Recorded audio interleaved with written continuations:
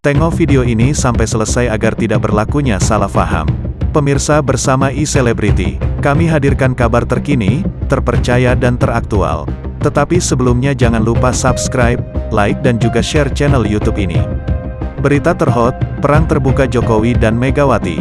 Ini berita selengkapnya. Rakyat jangan diintimidasi seperti dulu lagi. Jangan biarkan kecurangan pemilu yang akhir-akhir ini sudah mulai terlihat, terjadi lagi, ujar Megawati Soekarnoputri, Minggu, 12/11.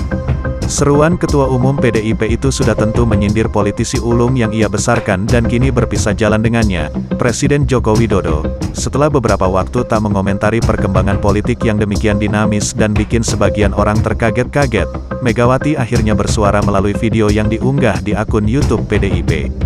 Ia tak menutup-nutupi ketidaksukaannya terhadap Jokowi, sang murid yang kini bak beralih rupa menjadi musuh.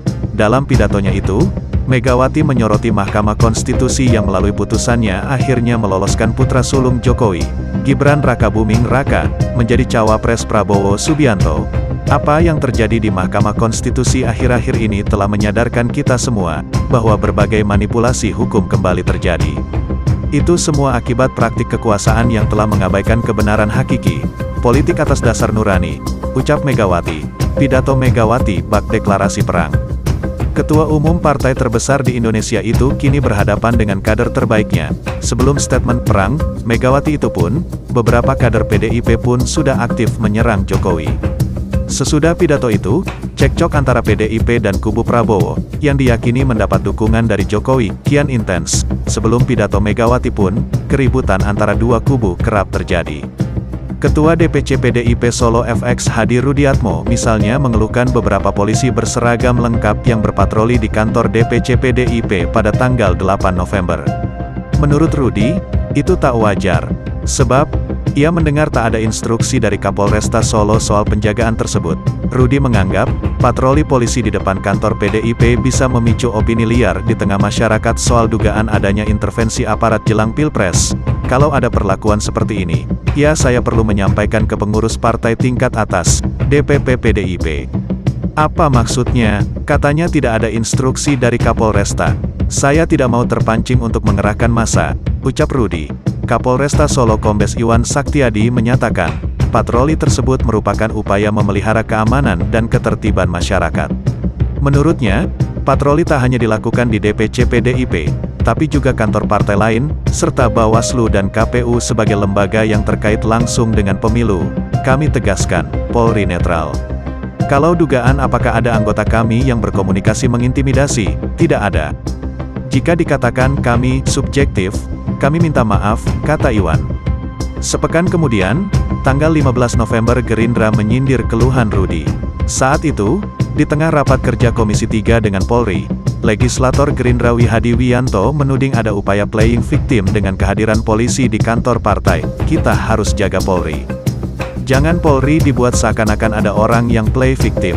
Seperti kejadian di Solo itu, jangan-jangan juga play victim, kata dia. Pada hari yang sama, anggota Dewan Pengarah Tim Kampanye Nasional, TKN, Prabowo Gibran, Hashim Joyo Hadikusumo, memuji kinerja Gibran sebagai wali kota Solo dan membandingkannya dengan kepala-kepala daerah PDIP yang menurutnya tak cukup kompeten.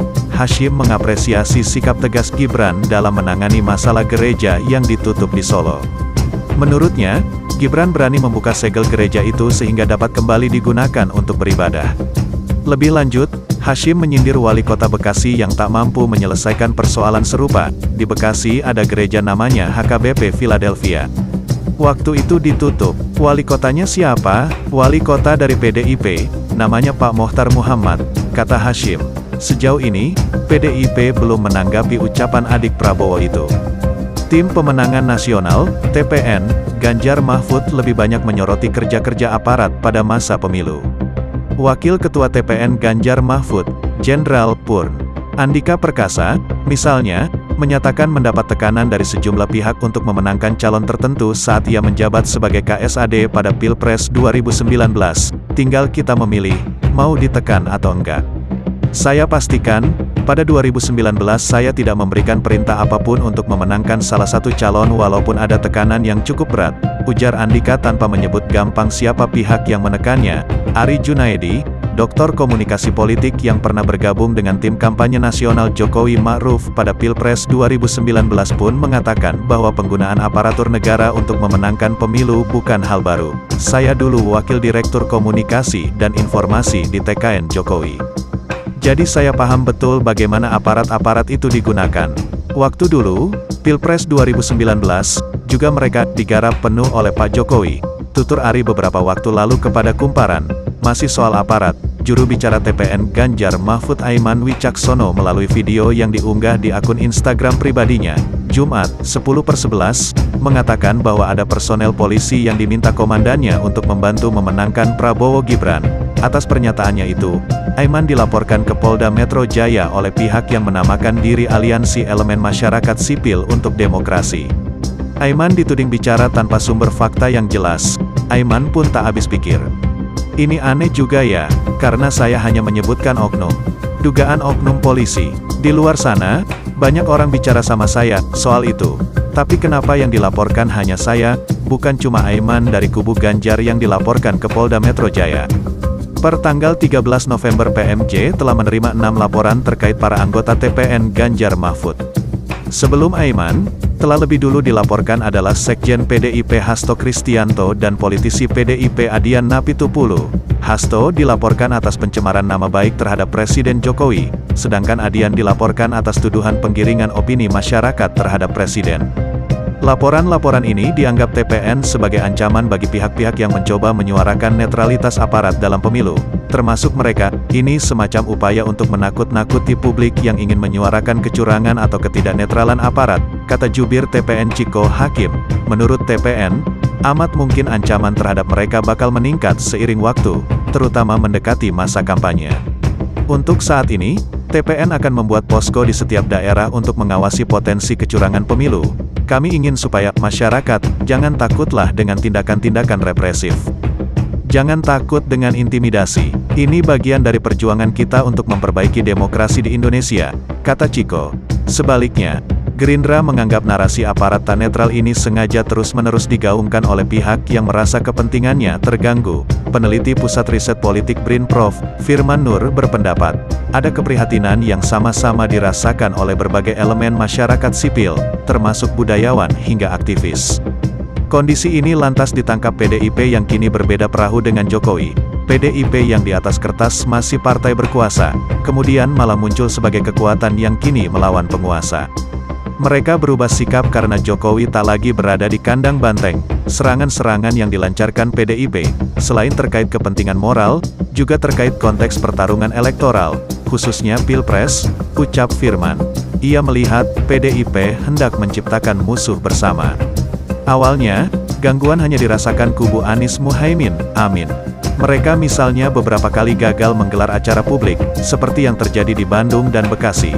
Namun, sejak Gibran jadi cawapres Prabowo, kubu Ganjar Mahfud juga merasakan halangan yang sama, misalnya pencopotan baliho di Bali menjelang kunjungan Presiden. Pencopotan baliho dan alat peraga kampanye PDIP juga terjadi di Yogyakarta sebelum kedatangan Ganjar. Pembongkaran baliho itu memicu demonstrasi dari aliansi relawan Ganjar Mahfud ke Satpol PP. Pada titik ini, kubu Ganjar mulai merasa mengalami gangguan berulang. Kalau kemudian keduanya, kubu Anies dan Ganjar, menjadi victim, kan bisa memunculkan common enemy, ucap Firman. Dan jika komunikasi berlanjut, tak menutup kemungkinan tercipta kesepakatan politik. Namun, belum tentu serangan ofensif dan upaya menciptakan musuh bersama ini menguntungkan PDIP, sebab tak jarang terjadi, pihak yang terus-menerus diserang justru memenangi pemilu. Seperti halnya Jokowi yang pada 2 pemilu terdahulu disebut sebagai keturunan anti-Islam dan keturunan PKI, tapi tetap memenangi pemilu. Belajar dari tahun 2014 sampai tahun 2019, yang menang itu yang mendapat serangan ofensif, kata konsultan politik dan founder Cirrus Network Hasan Nasbi. Di sisi lain, PDIP menyebut tak bakal melakukan cara-cara curang untuk memenangi pemilu. Semakin ditekan dan dicurangi, petugas-petugas partai kami semakin semangat. Kami akan lakukan cara-cara yang sesuai koridor demokrasi, tutup Ciko. Bonus artikel pada kali ini e-Selebriti berikan kepada kumparan.com. Sekadar itu sahaja informasi dari kami pada kali ini. Jangan lupa untuk tekan tombol subscribe, like, komen dan share di semua medsos Anda. Semoga informasi yang kami berikan pada kali ini dapat memberi sedikit pengetahuan kepada Anda semua. Terus support channel kami iSelebrity. Terima kasih.